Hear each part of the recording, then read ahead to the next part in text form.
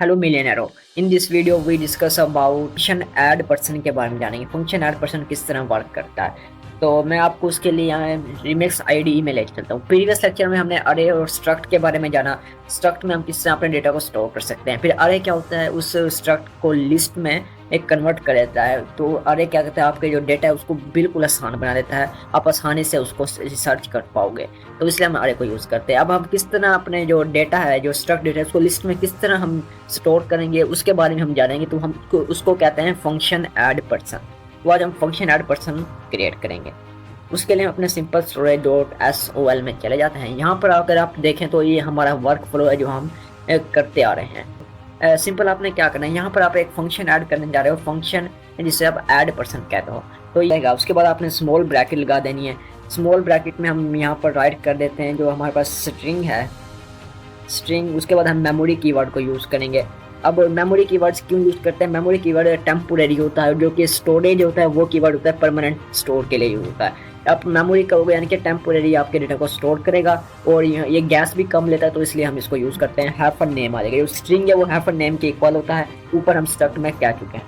Coma यहाँ पर हम यूज़ करेंगे, कोमा आपने यूज़ करना है। उसके बाद हम कहेंगे जो यूनिट 256 है, यूनिट 256 यहाँ पर इसको लिख देता हूँ। फेवर नंबर के बराबर होगा ये, हमारे पास ये आ जाता है फेवर नंबर। उसके बाद यहाँ पर हम पब्लिक करेंगे कीवर्ड्स को, पब्लिक आ जाएगा। उसके बाद करली ब्रैकेट शिफ्ट दबाकर करली ब्रैकेट लगाएंगे और इंटर प्रेस कर देंगे।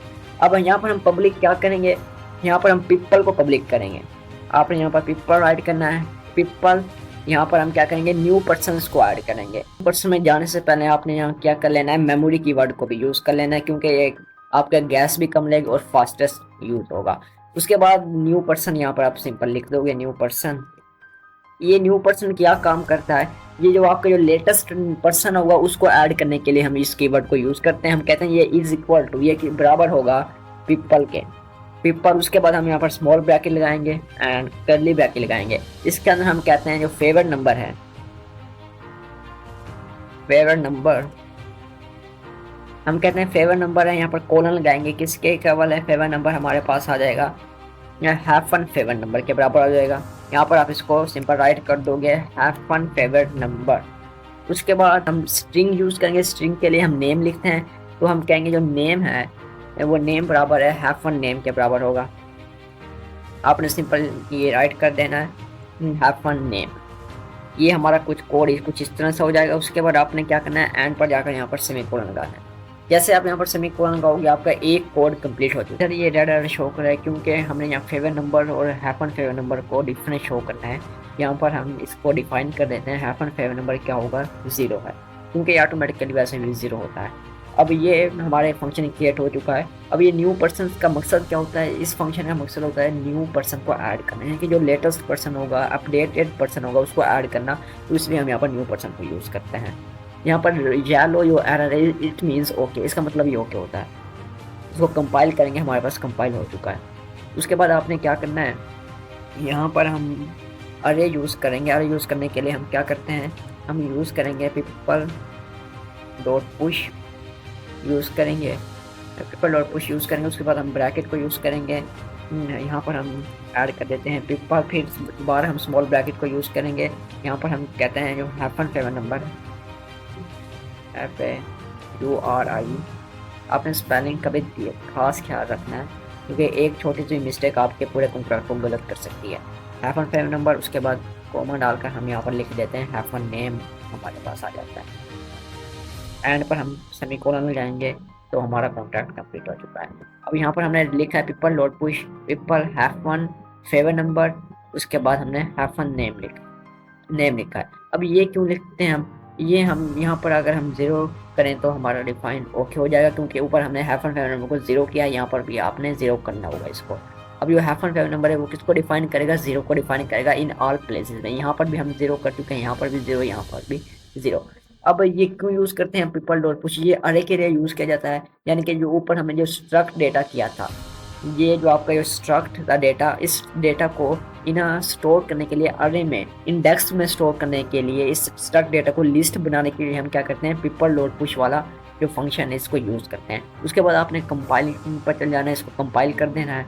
कंपाइल करने के बाद जैसे हम डिप्लॉय में चले जाएंगे। अब जैसे हम डिप्लॉय में इधर आ चुके हैं, उसके बाद आपने इस कॉन्ट्रैक्ट को क्या कर लेना, डिप्लॉय कर लेना। यहाँ पर आप लंदन यूज़ कर लोगे। उसके बाद आपने क्या करना है, इसको डिप्लॉय करना है। जैसे आप ये देखें, आपका कॉन्ट्रैक्ट का डिप्लॉय हो चुका है।